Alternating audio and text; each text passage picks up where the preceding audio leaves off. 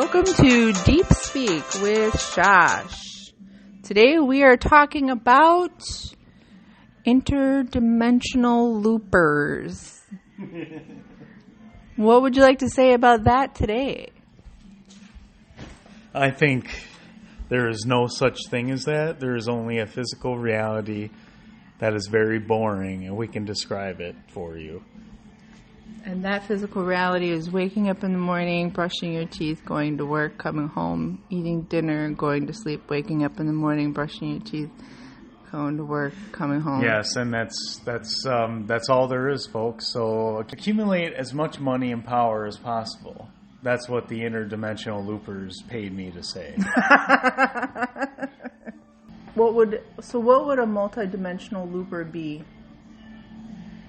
And why would you say looper? What does that mean? Well, like a the movie looper Looper? would be like returning to different points in time and space.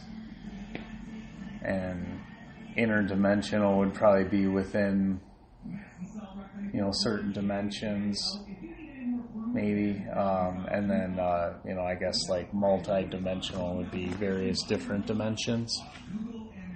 At the same time? I guess time would be relative in different dimensions. So, At the same point in time. same point in time? Yeah. So interdimension would mean you would be entering one point in time. Multi-dimension would mean you have the ability to be in multiple places at the same point in time. Yeah, I would say that's a separation of the two definitions. Do you think that aliens are interdimensional loopers? I think that they possibly could be interdimensional beings or dimensional beings. I don't really know what the definition interdimensional would be versus just dimensional. I think there could be from different dimensions. But then we'd have to discuss what dimensions are and how many we think there are, what's been proven by science. Yeah, you would have to point out our definition of dimension because it can mean different things. It can mean spatial dimensions, it can mean space-time dimensions, and there's even like emerging theories about like consciousness dimensions, like within our brain, that our thoughts have different dimensions as well, which is more, on the outer edges of definitions. Not many people talk about that yet, but yeah, we would first have to establish what our definition on topic is for dimensions. Okay, so let's just say that dimensions, we're just specifically talking about, like, we are in the third dimension with the experience of time, space, reality. That's what we're experiencing in. In other dimensions, we'll talk about, so 2D would be the flat plane, 1D would be, would that be the singularity? Could be. Because it's just a point. Yeah. It starts with a point. So could it... Because you always think the higher you go in dimensions that you end up at the singularity. Right. Where they all stem from God or one spot or one beginning. But then again, 1D would be a point. Would be a singularity too. So isn't it more like a circle? Well, it could be it could be sort of a torus shape too, where you appear to be expanding out into dimensions, but by the time you get to, let's say, what we would call a 20th dimension, maybe that actually does come back to its own singularity. Though maybe it is a circular shape. So like the 20th dimension can actually end up being the first dimension. Yeah, exactly. Yeah. They're both all. Right. So anyways, somebody who could jump... Would you believe more in an interdimensional being than you would in time travel? Yes. Why? Because I don't think time and space is linear like we think it is or requires distance to be traveled. I think we can bend it. I think it moves. I guess I meant that it is fluid, right? If you can bend it, that is fluid. So I do think I think we can change time and space. I don't think we can I don't think it's like a blanket like we currently describe it in general relativity as like a flat blanket, like fabric, where gravity bends it, like dropping a ball on a blanket. You don't think that's what it is? No. The way that most scientists would actually describe it? No, because that alone doesn't make sense. You would have to have a blanket expanding in every single direction. Why is it that just time and space is flat, so to speak? That doesn't make any sense. It's good for illustrations, but why would you limit it to just this wall? This wall is time and space. We have 4 corners, so if you're talking about dimensions, you're literally talking about angles and Length, width, and length depth. and width and depth, which can collapse in on themselves, which means that all we have to do is bring the time and space. So that's basically scientists looking at time based on 3D reality. Yes, which based appears on to just be from linear. this space and right. time. Yeah. From our perspective, time appears to be linear. It is. Not just on Earth. It is yes, here. it is here. But we look at space as if space applies to Earth rules, too. Yeah, because time dilation is a real thing. Time dilations are a good indicator that there's more to time than what meets the eye on Earth, because you go 2 miles outside of Earth, all of our satellites are calibrated to different time because they're literally moving around, let's just layman's terms, a bigger circle around the Earth. So their time is actually different. And then you go even further out into the solar system, and time dilates even more, where you could go out there and come back to Earth and be younger than the people on Earth. You know? Like that movie. What was the movie? You know, We should all know. Jeez, what the hell is it called? Interstellar. Yeah. Did you ever see that movie? No. Yeah. That's a good one. Oh, that one's trippy because it does mess with dimensions and time, and where they're further away, and then they send somebody to a planet, and the planet they're only there for a few minutes, but by the time they get back, it's been like 30 years. So you know what I'm saying? So like that's science. Like that's actually a real thing. Yeah. Right. And when people don't get they think that that's sci-fi, but it isn't. It's literal science. Right. Yeah. Time dilation is an actual So thing. I always like to start with the So that's fact why that when people are like, why time travel couldn't be possible? I mean, that's why I like to mention you have to satellites. jump out. I think you have to jump out of our time and then back in, or out of our dimension and then back in. What do you think, Nate? Special guest, Nate. We're just playing. Yeah. That's all. No, this is going live. Oh, somebody's talking about you. Interesting. Yeah. Well, you came in the middle. I was just fucking around. I was talking about what do you think of interdimensional looper or multidimensional looper is, and then we started talking about dimensions and time. So it's kind of a hard topic to start off on. Not for us. Do you think about shit like that? Oh, God, yeah. Yeah. You know how many clocks we've drawn over the years? Theories on dimensional spirals and whatever the hell. So What's the question? What's the question? What was the question? I don't know. What was the question? Did you see? Time. Oh, well, I think I asked you if you saw Interstellar. Yeah. No, And Interstellar is a really good mind-trippy movie. It talks a lot about dimensions and about time. But have you ever heard of the term interdimensional, multidimensional time, or looper? Not time looper, but just looper. No, I haven't. No. So we heard that from Steve. He was messing made a around. joke about it, yeah. And so we always talk about it. That's why I pulled it up. I started talking about it just because it's kind of a silly topic. Yeah. But I was thinking, what would that actually be? What would a looper be? And we just watched the movie Looper recently too, and that involved time. Okay. You had to go back in time. Yeah. Did you see Looper? I haven't. Oh, that's no. a cool one, too. These are good movies. Yeah. You gotta see Looper's so good. Looper's about there's people in the time travel is available in the future. Okay. And they hire people. In the future, you can't kill someone and not know about it. Okay. So they hire people to go back in time and kill people like hitmen, basically, in the past, and then dispose of the body there. Okay.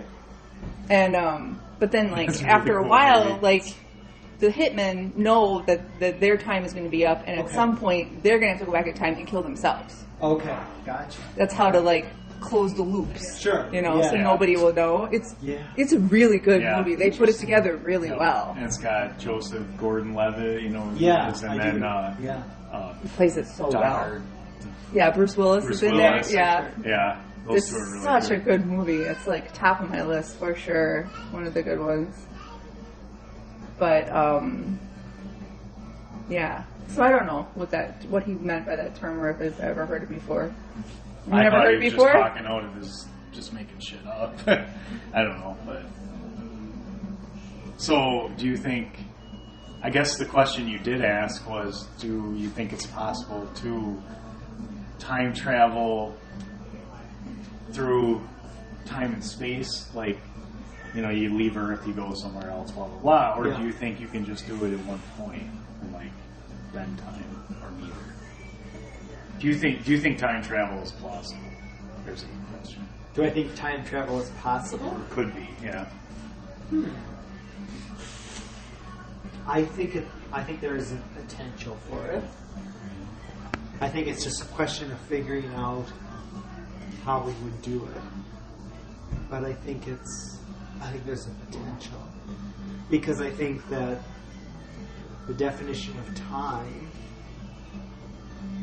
can be, I don't know, different based on who you're asking. You know? The perception of time? Yeah, like I think, you know, But there's an agreed upon. I mean, we have clocks that are set by an atom, the splitting of an atom. Like we have an agreed upon idea of what time is and how it's calculated, right? yeah. And we all know that right now is not 1979, Right, yeah. and we know it's not Do we? 2030. Do we? I don't know.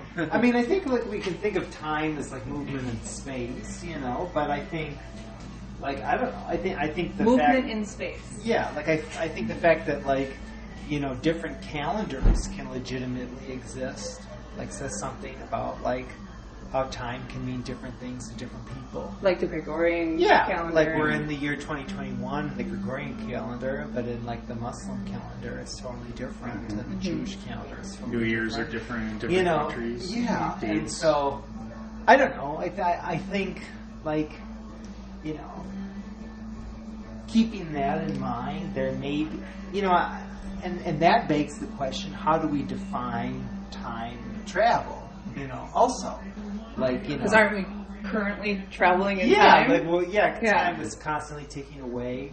You know, you were born on, you know, maybe August 22nd in the United States, but in Japan it was August 23rd, you know, Right. and that means something totally different, right? Mhm. So it's like, I don't know, there's all these things. So I think that all of that considered, I think it's possible.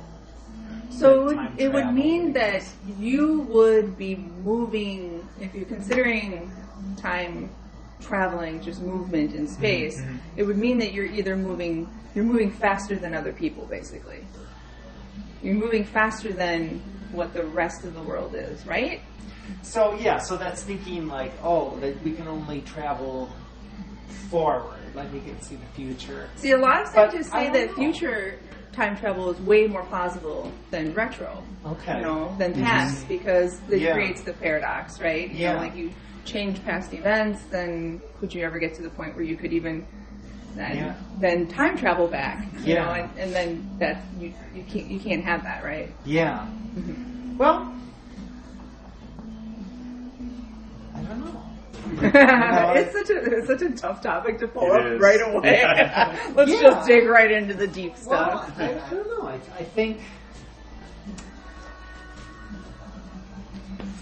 Like, if I you don't take know, time perspective. dilation into consideration, so if we were to go to another part of space, Yeah.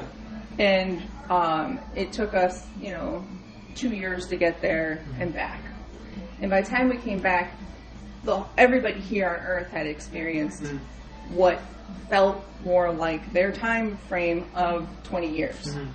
Wouldn't that be essentially time travel? Yeah. That would be a form of time travel. But you couldn't go backwards, though. Yeah. Unless somewhere in the universe there's a place that runs reverse. Where you could Benjamin Button it, you know? Yeah, I mean, that's the biggest question is, why does time appear to be in the arrow of time, the forward arrow of time? Why does it seem like that? I think that's one of the biggest things we all want to know is, why does it appear to move in one direction? It doesn't go all over. You know, well, memory is an interesting thing too, because I think, I don't know, I think, you know, we think about memory in so many different ways, and, you know, is remembering something, reconstructing something, is that in a sense going back in time? You know, even if we know, you know, that the present date has some sort of value, some sort of significance, that we can somehow remember the past, reconstruct the past, is that almost good enough, you know, to like, you know, qualify as time travel? You know, I don't know. Like, it's interesting. There's like, elements of that, Yeah. because if you look at a picture and maybe like you look at your grandma's picture and you smell her perfume at the same time, and you remember that moment of sitting there on her lap, like, you almost feel like you are right there again, right? Yeah, and like, is that time travel? You know, maybe that is, you know, maybe not, you know, 100%, you know, when we think of like, going back to, but like, is that some sort of, is that some sort of time travel? Like, does that count? You know, like, is some sort of time travel, you know? Well, that would mean that time travel would be perceptive, and it would be on a conscious or soul-based level more than a physical level, because your body didn't physically go back in time to be there. To me, that makes sense, because I think like time is about perception anyway. Like, it's our perception that it's April such and such 2021. Like, somebody else will say, well, no, it's this and this date, you know, because they're following their calendar. Right. Well, that's just a label that we're giving to time, but we all can agree that we are right here in this moment at the same time, right? We're not, you're not 2 minutes ahead of us. Well, maybe not minutes in the structure that we're bringing minutes. Right. But maybe to some degree it is different. Like, maybe it's just an understanding that we're all at the same time, you know, in the period. But like, I don't know, like, we can't prove that there is an objective moment.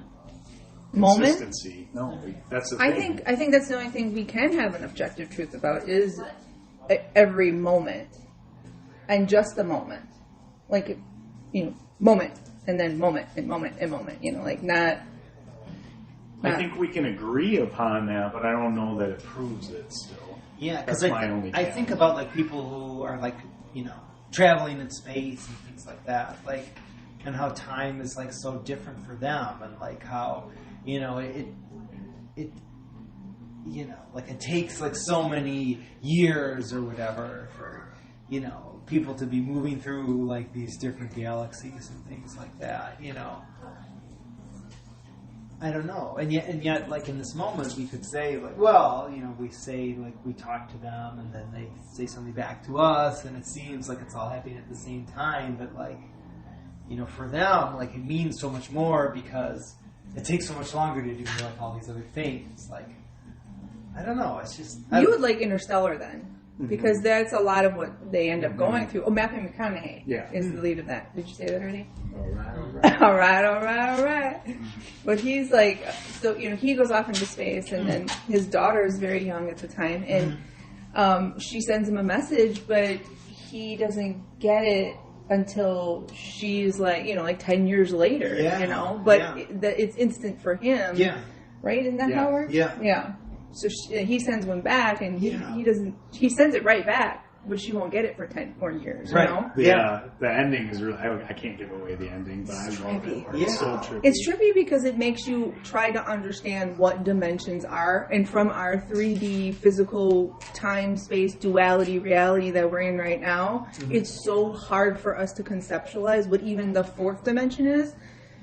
And have you seen like the visuals of the cube? No. So they try to help us understand what it's like, because it almost looks like this cube with all these dimensions, like almost looks like two cubes going in and out of itself. Okay. And that's what the fourth dimension is supposed to be like. And a lot of other people talk about the fourth dimension as being more of basically time. And so when you go past the fourth dimension, so we're living in the 3D reality, but moving through 4D as we go. So the fourth dimension is with it.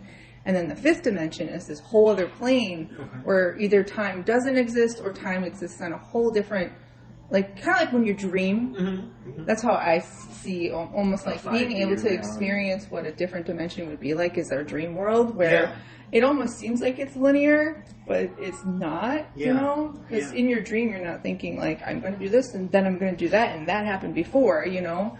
It's like everything almost seems like it's happening at once. Yeah, there's no concept of past or present or future in a dream. Yeah. You know? It can be suggested. Like, I've had dreams where it's like, oh, I remember this from the past, but it's But from your past of being but awake. It's the past of...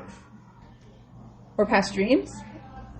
Yeah, I've remembered past dreams, but that's not exactly what I was saying. I was saying I've just had any general dream, too, where the memory is false.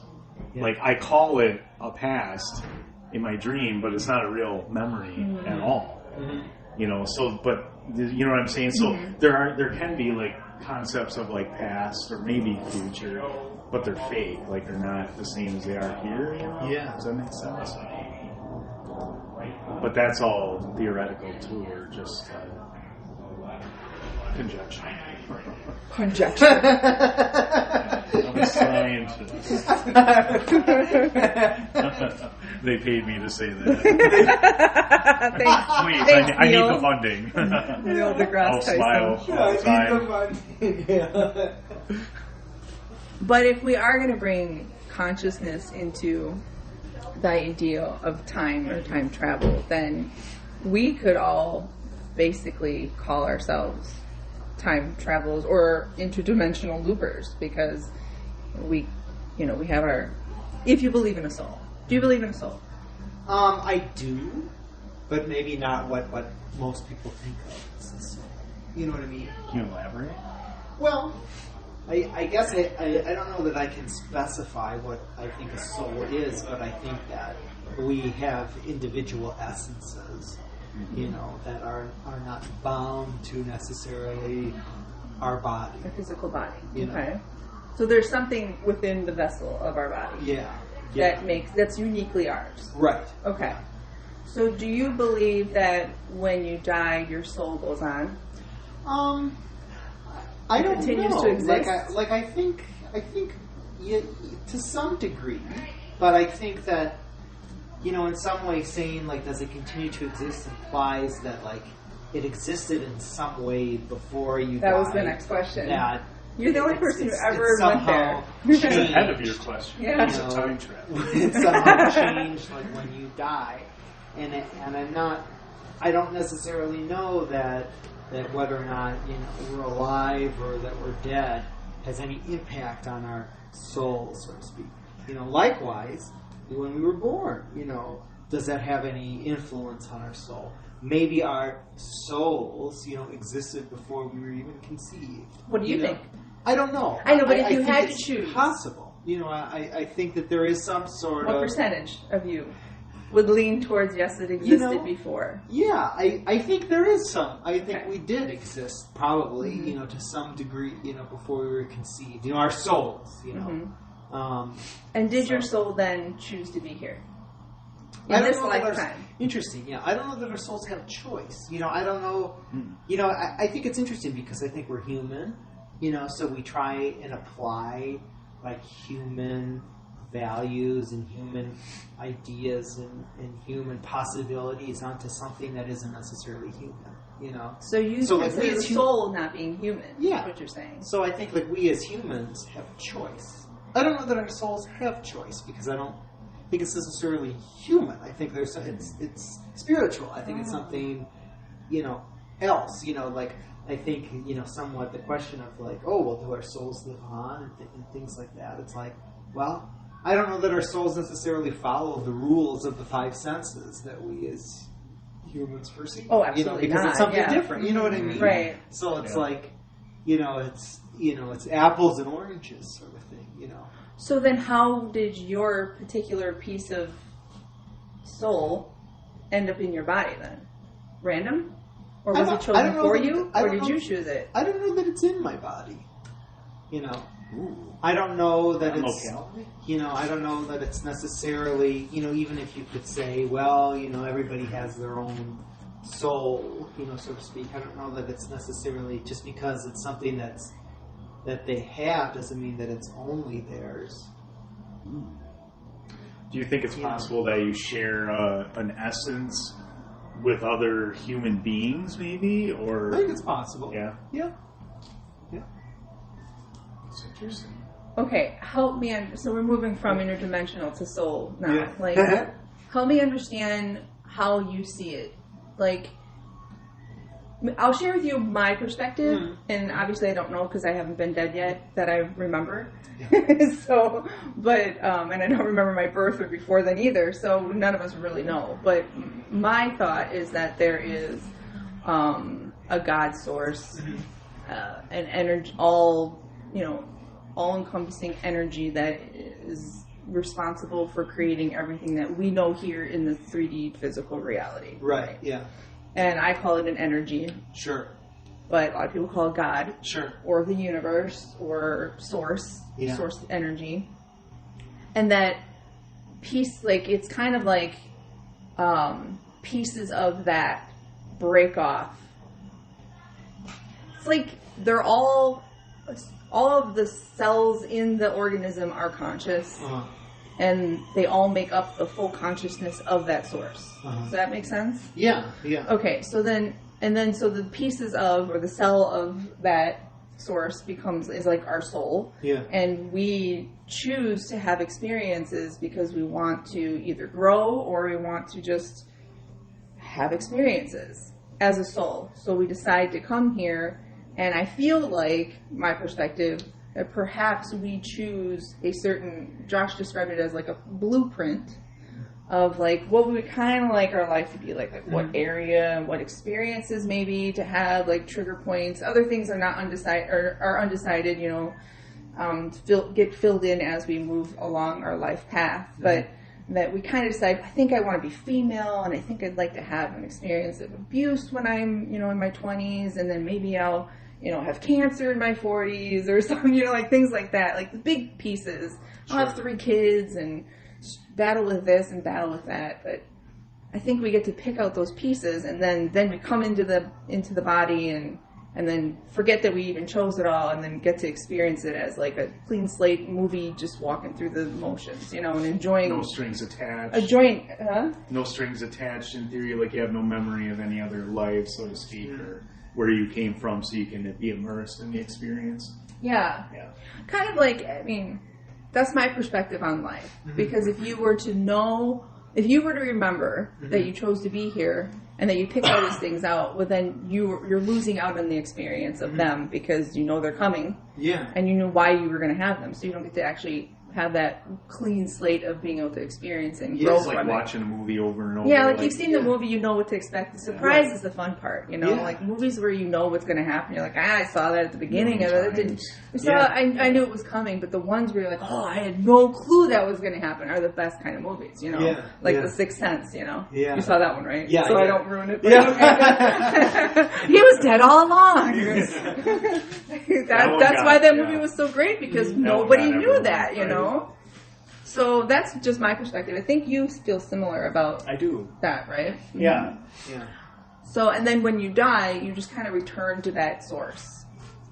And either like pick a new life or just hang out in a blob of existence for a while.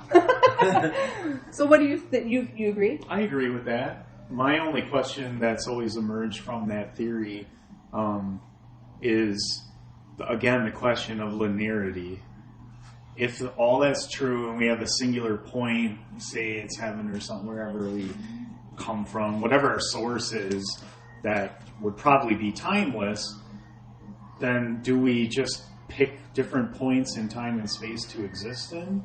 Or is that linear too? Because right now we hear the term past lives. So we always think that, well, back in 1842, Nate and I were best friends. We were frontiersmen or something, you know. Like, or, you know, Nate and I were pirates, you know, from sailing from England. And we were, you know, he was Blackbeard or something, you know. And, you know, we always like come up with these fanciful past lives, but if you come from a point where there's no time, in theory, couldn't you just say, I want to live in the year 3000, or I want to live in the year 2 or something, you know, just, again, using years generically, you know? Yeah.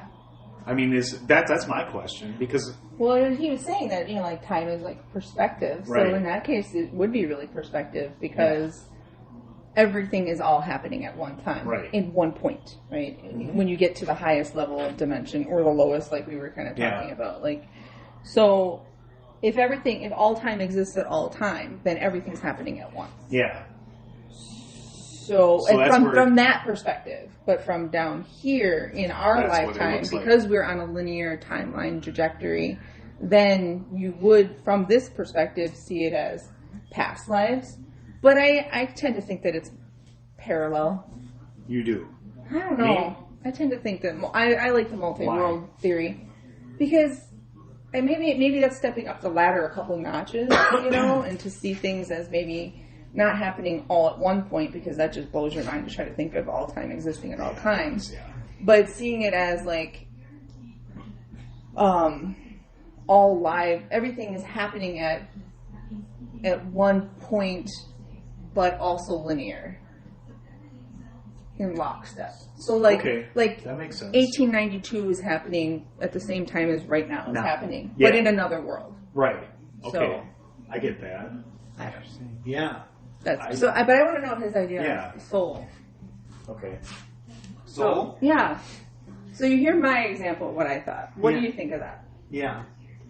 Well, I think so much is like perspective. Like I think I don't know, like I think there isn't like necessarily like hard and fast truths about like these kinds of objective things. truths. Yeah. I don't think that we could ever get to that. Yeah. Unless we're dead. Yeah, and I feel like you know, like when somebody that you love and you're really close to dies, there's almost a sense that like when they die, like you don't really feel that much different, because it's like their impact on your life, like the way that like you have received them, is unchanged. You know, like whether or not, it doesn't really matter whether they're alive or that they're dead. Like the way that you see them, the way that you appreciate their life is still the same. You know, I think it goes to show that their physical existence at the end of the day, like, doesn't really matter. You know, so I think of things like that, and it makes me realize, you know, perspective. You know, like, you know, not that their life didn't matter. Right. I don't think you're saying that. Yeah, no, I'm not. Or that they didn't matter, but the fact that whether they're here in physical form or not didn't matter. Okay, all right. Yeah, exactly. You don't matter. My dead grandma doesn't matter at all anymore. No, it's not that, but it's just like, you know, it's like, it's as if, you know, when somebody, I mean, that's just the most like, you know, I don't know. Like, simple example that I can think of. Like, when somebody dies, it's like, well, if they're dead, but you're not with, like, you know, maybe they're alive, but you're not with them in the present moment, it doesn't really matter that they're dead or that they're alive. They're not with you in the present moment. Like, what you're thinking of them, it's all in your head. Like, you're still thinking of them, you're still perceiving them in a certain way. They don't have to be physically in front of you, you know? Mm-hmm. So, to me, it's like, it's all about that perspective. It's all about like how you think about it, like how you take it in. So I don't know. I think like so many things, like with the soul and things like that in life, are about like that sort of perspective. It's like, well, there doesn't necessarily have to be like, you know, like a hard and fast like truth about like what is, or there has to be something material. You know, it's like, well, you know, this had to happen with this. You know, and I think it's different for different people, you know, and I think as long as you're open to thinking about it and tapping into it, I think it can be real for you, you know. But for you, your personal belief and experience. Yeah, I think because I'm open to it, you know. What do you think, though? I think that I believe in souls. I believe that they exist because I'm I'm willing to believe that they exist. You know, similar. Maybe this is going to be a whole other topic, but like psychic abilities. Yeah, I think each of us. I think each of us has.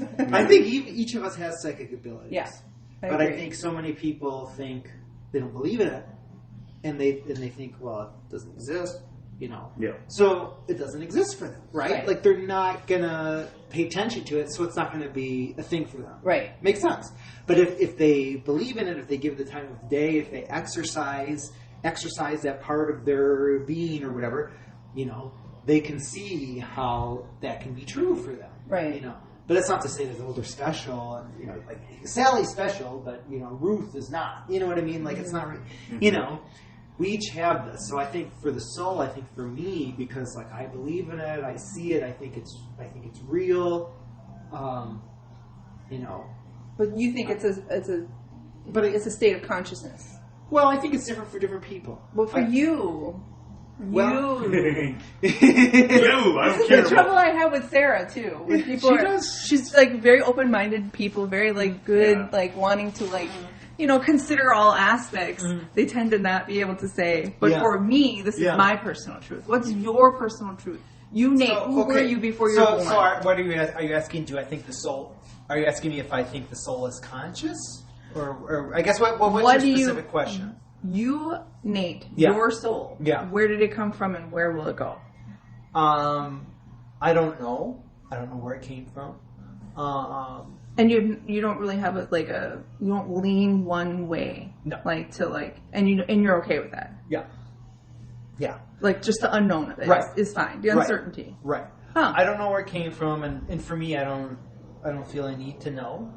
And where it goes, like once I die, like where it lives on, like I also don't know, and I don't feel like, for me, I don't feel it's important. You know. Okay. Yeah. So how does that, where I see that causes problems is that people tend to have a problem finding purpose in life then. Yeah. Or a purpose to life. Yeah. And where those who feel like I was sent here from God and it was God's purpose to put me here and to be a mother and a, social activist or something, that gives them this drive and motivation to be a better person, and they feel important, so it boosts their self-esteem, they feel value.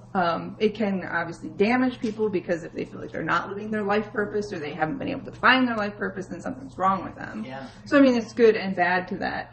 And then people who don't believe in a soul generally can feel a little bit like, what is it even worth? What's even worth living? Right. Why would we even be here if I don't have a purpose, or if there's nothing to really live for or to accomplish in life? If I didn't set it or God didn't set it, then they tend to, from what and I'm just talking about my clinical practice of seeing people and talking to people, that they'll tend to feel a little more empty inside. There's like something missing for them, and kind of bobbing back and forth between what they want or who they think. There's just a confusion in who they are and what they want and what life's all about too. Yeah, that makes a lot of sense. So how do you reconcile that? Yeah, well, I don't know. I don't feel like I don't know that my purpose in life is necessarily connected to my soul, because I feel like purpose is a very human feeling, and I feel like, how can we separate purpose from material things in this world? It's like, even if it's a good deed, I don't know that it's necessarily inherently spiritual. It's like you could say, well, my purpose in life is to help other people. Okay. Well, what does it mean by helping other people? Feeding them, providing a roof over their head, maybe giving them emotional support, things of that nature. Those are all things that exist on this planet. Right? Those are all human things. Those are all, to some degree, material things, And so we're all thinking of it in the framework of planet Earth. What's possible on planet Earth, what's possible, for all of us, as humans, inside human bodies that we can do. Yeah. And I don't know that, that my soul is part of that, is connected with that. I feel like my soul is so different and so out there, my belief of souls is like they're so separate. It's like. But why is it here then? Well, I feel like we have to have some connection to it, because if we don't, then how will we know it's even? What does it matter? Mm-hmm. Like, if we don't connect to it, then it's totally pointless, because we'll never know. Like, we'll be born, we'll be dead, and we'll have no idea. So I feel like we have to have some sort of connection to it. Like, even if it's so other earthly, like, I feel like even if it's so different, like, I feel like it's our way to, like, connect to so many other things that are out there. So you feel like it's kind of like the piece of us that actually connects us to other people and animals and for sure. Life. Yeah. Oh, so that does fall right. It would move right into psychic stuff then. Hey. Yeah. Okay. What do you think about purpose? Soul? Well, I actually agree with Nate on that too. It's really hard to put into words, because I feel like purpose is like there's nothing wrong with it. Like I think we do have some purposes, but they may not have the weight that we assign to them. Like, I don't think we're here to save someone or equally kill someone, like a mission. Like, we could, but that in this world everything is duality. So when I think of purpose, like Nate was saying, my first thought was like, I agree with him in that fact, because if we thought we had an absolute purpose to do good and evil, again, are subjective. Like, what is good to someone else, maybe just fuck someone else up really bad. So how can you say you have a purpose then?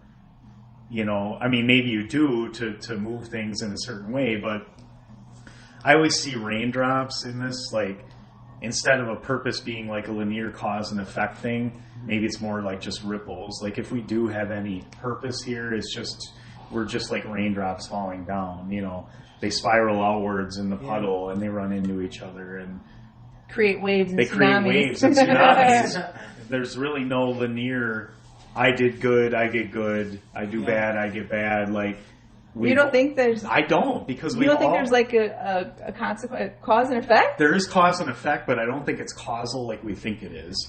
And I think we could all agree that we've had at least some experiences in our life where we feel like we've been a great person, we've done great things, and we sometimes feel like we get shit on. Like, and then that's why I have a problem with causality being directly linked to certain events. Because you can do great things again and end up with really perceivably crappy results. So it's all, it's not, we were taught, I think, wrong. I think we were taught, do good, you get good. Right. I don't think that's how it works. I believe in that. I don't. I'm a firm believer. And but good is subjective, but I think but that's okay. Because subjectiveness is fine in this sort of category because all that really matters, you only live your own life and you only have your own experiences. So you would probably want to get the most out of it. And so defining what's good for you and then moving towards that. If it feels good to give to someone, then give to them.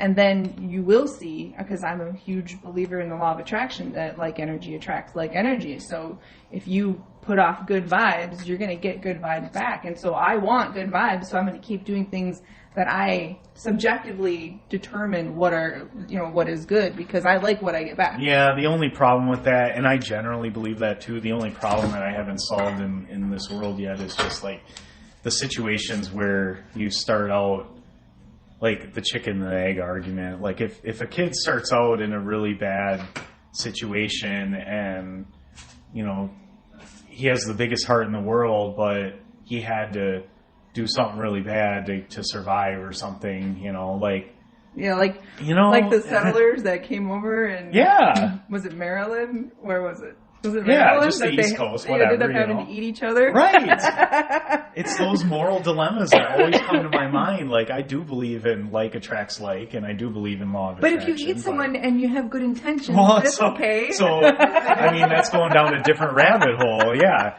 Do your intentions just set shit apart, I believe they do. Well, I think it's really interesting, like, Sherry, like you're saying about, like, like doing, like, good and like, because it's like, you're doing good for somebody else. But, like, you wonder, like, If there is any selfless act. Yeah. Right. Because you're doing it. Because it feels like, good I'm to not do saying it. this to be critical of you. No, I agree. But I'm just saying, like, like us, I'm not saying you, I'm saying us, like, we're doing these good deeds because they feel good to us. Exactly.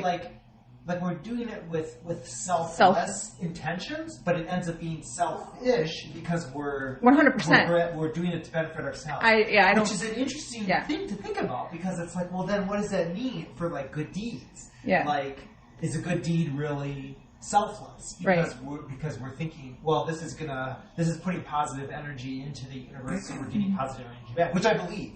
I believe that if you put out good, you get good back. But then, is that really good? Because it's self-serving. I don't know. But but there's something, I just don't think there's anything inherently wrong with being selfish. I agree. I agree with that. I agree, but I think it's not at the sacrifice to other people. It's interesting because it's like, it's not what you might think of immediately. Right. You know what I mean? Like, it's just, it makes you really think about it, you know? Like. And so a lot of people define selfishness, though, as like putting yourself ahead of someone. I mean, it is putting yourself ahead of someone else, because how you feel matters. Yeah. Right. But it's not putting yourself ahead of at the stake of someone else.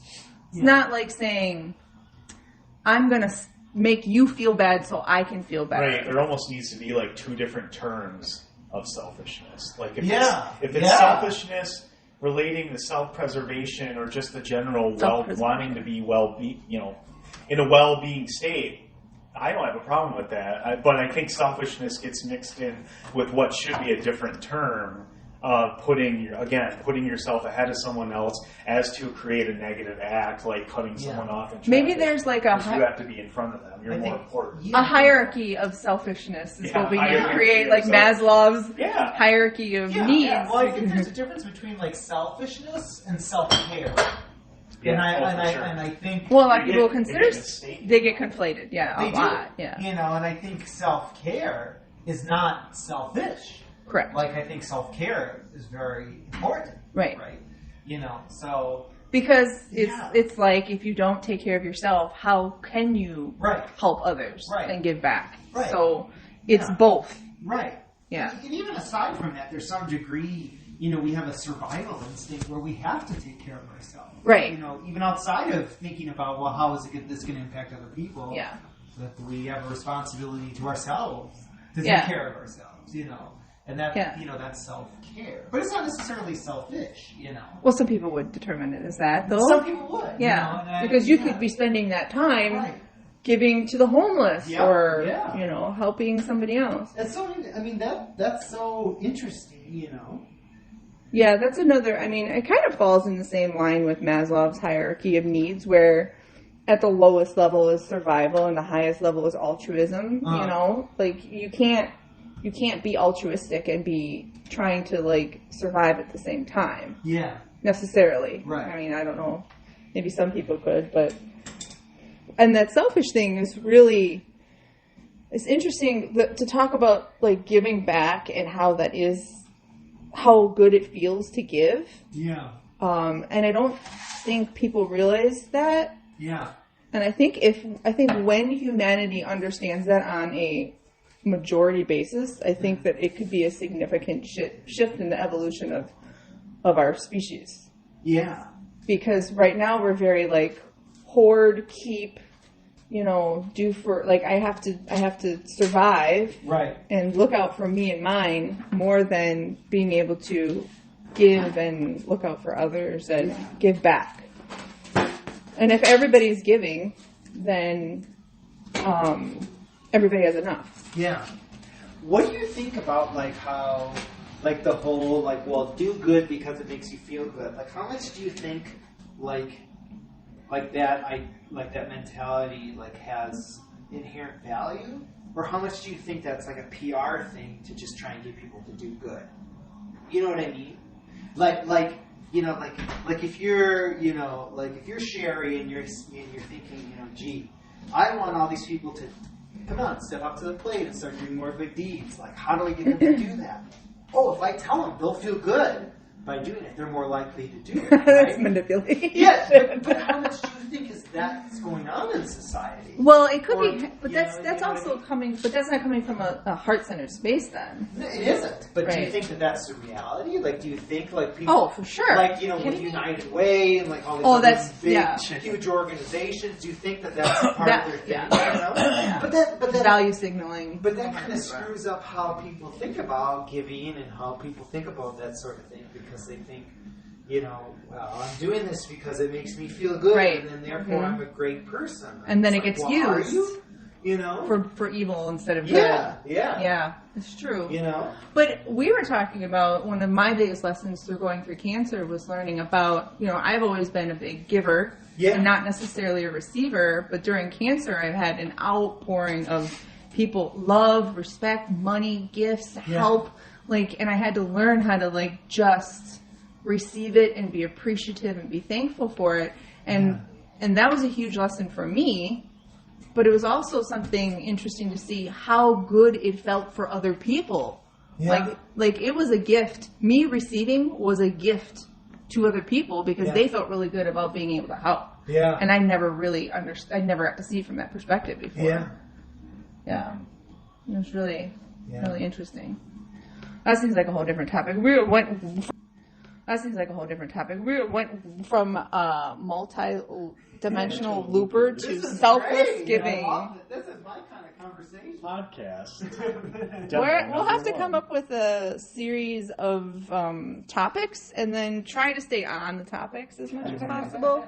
I'm pretty good at that. If I have a sheet of paper in front of me that's like bring us back to the topic over and over again. But I think it's kind of fun. Let's see how this works. I'll probably lose the whole thing when I turn it off. Oh no, really? Join us next time on Deep Think with Shosh and special guest Nate. Yeah.